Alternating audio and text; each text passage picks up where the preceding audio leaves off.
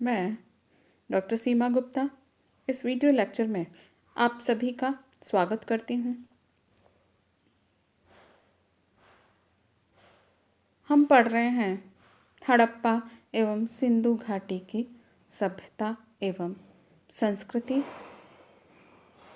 इससे पहले मैं एक लेक्चर दे चुकी हूँ जिसमें मैंने बताया था कि इस सभ्यता की खोज कब हुई, इसके निर्माता कब कौन कौन थे, इसके काल निर्धारण के बारे में और इसके विस्तार क्षेत्र के बारे में मैं आपको बता चुकी हूँ। आज हम पढ़ेंगे सिंधु सभ्यता की विशेषताओं के बारे में। सिंधु सभ्यता की तो सबसे बड़ी विशेषता है वो है नगर नियोजन एवं स्थापत्य। आपको मालूम है कि सिंधु सभ्यता के बारे में जानने के हमारे पास जो साधन हैं वो सब पुरातात्विक साधन हैं। हालांकि कुछ लिखा हुआ भी हमको प्राप्त हुआ है लिखित सामग्री, लेकिन उसकी लिपि को अभी तक हम पढ़ नहीं सके हैं। इसलिए हमारे पास जो साक्ष्य हैं इस सभ्यता को जानने के केवल पुरातात्विक साक्ष्य हैं। तो हम सबसे पहले इसके बारे में पढ़ेंगे नगर योजना के बारे में कि नगर नियोजन इस सभ्यता का किस प्रकार का था। उत्खनन से प्राप्त अनेक अवशेष और विभिन्न साक्ष्यों के आधार पर विद्वानों ने इसे नगरीय सभ्यता का नाम दिया और वास्तव में ये बात बिल्कुल सही जान पड़ती है, क्योंकि यहाँ के नगरों का निर्माण जितने सुनियोजित तरीके से किया गया था उतना अन्यत्र कहीं भी देखने को नहीं मिलता है। हड़प्पा सभ्यता की सबसे प्रभावशाली विशेषता उसकी नगर योजना एवं निकास प्रणाली है। यह नगर योजना जाल पद्धति पर आधारित है।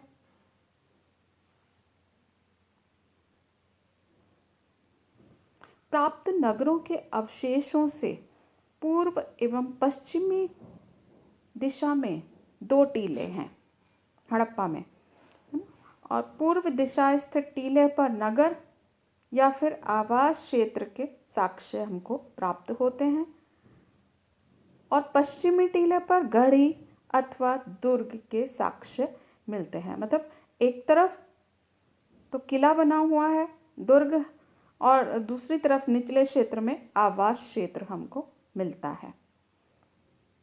लोथल और सुरकोटड़ा के दुर्ग और नगर क्षेत्र दोनों एक ही रक्षा प्राचीर से घिरे हुए हैं। हम देखें तो हड़प्पा, मोहनजोदड़ो और कालीबंगा इन तीनों की नगर योजना एक समान थी, लेकिन कालीबंगा में सुव्यवस्थित जल निकास प्रणाली नहीं थी और मकान जो थे वो कच्ची ईंटों के बने हुए थे, तो इसलिए वो एक दीनहीन बस्ती के जैसे प्रतीत होती है। जबकि हड़प्पा और मोहनजोदड़ो में हम देखें तो पक्की ईंटों का प्रयोग वहाँ पर किया गया था। मकान बनाने में भी, नाली बनाने में भी पक्की ईंटों का प्रयोग किया गया था। तो जल निकास व्यवस्था बहुत ही अच्छी थी। हड़प्पा सभ्यता के किसी भी पुरास्थल से किसी भी मंदिर के अवशेष हमको प्राप्त नहीं हुए हैं। केवल मोहनजोदड़ो ही एकमात्र ऐसा स्थान है जहाँ से एक स्तूप के अवशेष हमको प्राप्त हुए हैं, यद्यपि इसे कुषाण कालीन माना गया है। तो किसी भी मंदिर या उपासना गृह के अवशेष हमको यहाँ से प्राप्त नहीं हुए हैं। हड़प्पा कालीन नगरों के चारों ओर प्राचीर बनाकर किलेबंदी करने का उद्देश्य नगर की शत्रुओं के प्रबल आक्रमणों से रक्षा करना नहीं था, बल्कि लुटेरों और पशु और दस्युओं से सुरक्षित करने के लिए सुरक्षात्मक दीवार बनाई गई थी।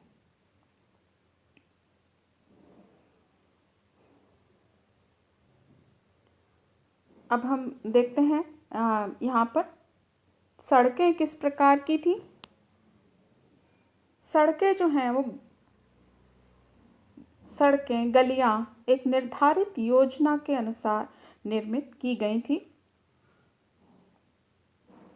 आधुनिक व्यावसायिक शैली पर निर्मित की गई थी।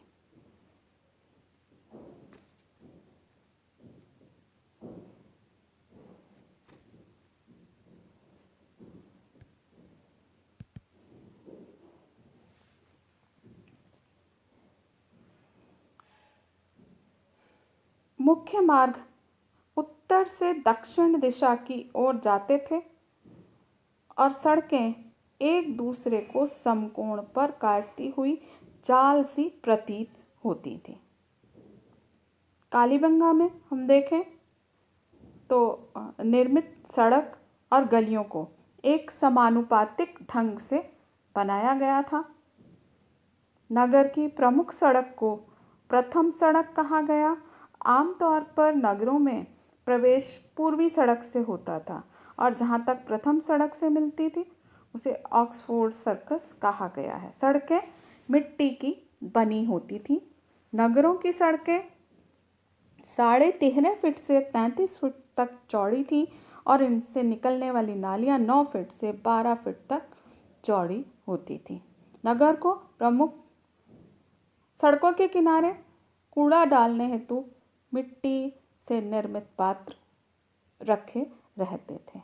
ये तो हुई सड़कों की बात। अब हम बताते हैं नालियों के बारे में। गंदे पानी के निकास हेतु नगर में छोटी बड़ी और गहरी नालियों की व्यवस्था की गई थी। ये तत्कालीन सभ्यताओं की विशेषता नहीं थी। मतलब उस समय विश्व में अन्य सभ्यताएं जो विद्यमान थी, दजला फरात की है, चीन की है, मिस्र की है, वहाँ पर ये सभ्यता ये जो विशेषता है नालियों की निकास व्यवस्था की, ये हमको नहीं प्राप्त होती है, जबकि सिंधु या हड़प्पा सभ्यता में ये विद्यमान थी। उच्च श्रेणी की मल निकास की व्यवस्था हड़प्पा सभ्यता की प्रमुख विशेषता थी। नालियों के निर्माण में मुख्यतः ईंटों का प्रयोग किया जाता था, लेकिन कभी कभी नालियों के निर्माण में चूने और जिप्सम का भी प्रयोग किया जाता था। सड़कों के किनारे निर्मित ये नालियाँ बड़ी बड़ी ईंटों और पत्थरों से ढकी रहती थी। घरों से पानी की निकासी के लिए मोरियों का निर्माण भी किया जाता था। ये मोरियाँ मुख्य नालियों से जाकर गिरती थी और पानी की निकासी के लिए नालियों और मोरियों के अतिरिक्त छोटी छोटी पुलियों का निर्माण भी किया जाता था। गंदी नालियों को साफ करने के लिए सोक पिट्स की भी व्यवस्था थी। मतलब गड्ढे बना दिए जाते थे एक नाली को दूसरी नाली से जोड़ने के लिए, जिससे जो मल है, जो गंदगी है, वो वहाँ एकत्रित हो जाए और उसकी वहाँ से सफाई की जा सके। इन नालियों की ये खराबी थी कि ये अनेक स्थानों पर कुओं के समीप से गुजरती थी और पीने का पानी भी दूषित हो जाता था। सभी प्रकार की ईंटों की एक विशेषता थी, वे एक निश्चित अनुपात में बनी होती थी और अधिकांशतः आयताकार थी। दीवार के फर्शों के कोने या किनारे बनाने के लिए एल आकार की ईंटों का तथा स्नानागार की फर्श बनाने के लिए जलरोधी छोटी ईंटों का प्रयोग किया जाता था। ये तो नालियों की बात। अब मैं बताती हूँ भवन किस प्रकार के थे या स्थापत्य किस प्रकार का था। हड़प्पा कालीन नगरों के भवन 3 श्रेणियों में विभाजित किए जा सकते हैं: आवासीय भवन, विशाल भवन और सार्वजनिक स्नानागार और अन्नागार आदि, वो हम अभी पढ़ेंगे। कालीबंगा के मकानों का जो निर्माण है वो बिल्कुल सादगीपूर्ण ढंग से किया गया था। उनमें एक रूपता थी। प्रत्येक मकान में एक आंगन, एक रसोई घर, एक स्नानागार बना होता था। घरों के दरवाजे मुख्य सड़क की ओर न खुलकर पिछवाड़े की ओर खुलते थे। सामान्यतः मकान छोटे होते थे जिनमें 4-5 कमरे होते थे। बहुत बड़े आकार के भवन भी हमको प्राप्त हुए हैं, जिनमें 30 कमरे तक बने होते थे और कहीं कहीं 2 मंजिले भवनों का निर्माण भी हुआ था। प्रत्येक मकान में ढकी हुई नालियां भी होती थी। अब हम पढ़ेंगे सार्वजनिक स्नानागार के बारे में। उत्खनन से मोहनजोदड़ो का सबसे विशाल और सार्वजनिक स्नानागार हमको प्राप्त हुआ है। इस पूरे स्नानागार की लंबाई 180 फीट और चौड़ाई 108 फीट है। इसके बीच में 39 फीट लंबा, 23 फीट चौड़ा और 8 फीट गहरा पक्की ईंटों का एक जलाशय बना हुआ प्राप्त हुआ है। जलाशय के चारों ओर बरामदे, स्नान हेतु चबूतरे और अंदर पहुंचने के लिए 9 इंच चौड़ी और 8 इंच ऊंची सीढ़ियां बनी हुई हैं। स्नान कुंड के अंदर बनी अंतिम सीढ़ी 16 इंच ऊंची और 2 फीट चौड़ी है, जिस पर बैठकर लोग स्नान किया करते थे। स्नानागार के निकट ही दक्षिण पश्चिम में एक हम्माम बना हुआ है। संभवतः इसमें गर्म पानी का प्रबंध रहता होगा। स्नानागार की बाहरी दीवार पर गिरी पुष्पक का 1 इंच मोटा प्लास्टर था। स्नानागार के ऊपर निर्मित कमरों में संभवतः पुजारी निवास करते थे, जो विशेष पर्वों पर स्नान हेतु नीचे आते थे। स्नानागार के गंदे पानी की निकासी के लिए विशाल नालियों का निर्माण किया गया था। इस स्नानागार के एक कोने पर 6 फीट चौड़ी और 6 इंच ऊंची नाली बनी हुई है, जिसका प्रयोग जलाशय को भरने तथा खाली करने के लिए किया जाता होगा। तो ये मोहनजोदड़ो का सबसे महत्वपूर्ण सार्वजनिक स्थान है। इसके बाद आता है विशाल अन्नागार। मोहनजोदड़ो और हड़प्पा से विशाल अन्नागारों के अवशेष हमको प्राप्त हुए हैं। मोहनजोदड़ो का अन्नागार 45.71 मीटर लंबा और 15.23 मीटर चौड़ा है। हड़प्पा के दुर्ग से 6 अन्य अन्नागार भी प्राप्त हुए हैं, जो 15.23 इंटू 6.09 मीटर आकार के हैं। इसके दक्षिण में अनाज साफ करने हेतु ईंटों के गोलाकार चबूतरे बने हुए हैं। ये अन्नागार 2 खंडों में विभक्त हैं। प्रत्येक खंड में 6-6 हॉल हैं। दोनों खंडों के बीच 18 फुट चौड़ा मार्ग है। इसका मुख्य द्वार नदी की ओर खुलता था और ऐसा मालूम होता है कि संभवतः जल मार्ग से अन्न लाकर यहाँ एकत्रित किया जाता होगा। तो ये हुआ विशाल अन्नागार।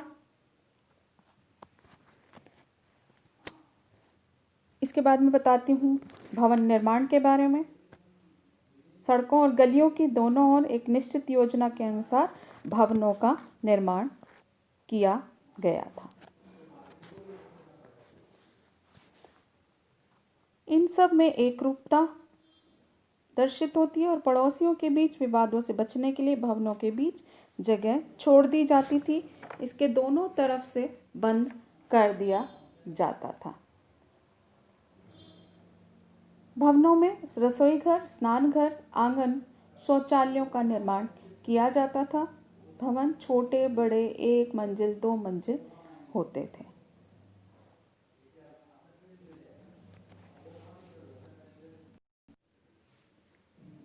धोलावीरा से हमको 2 विशाल जलाशयों के अवशेष प्राप्त हुए हैं।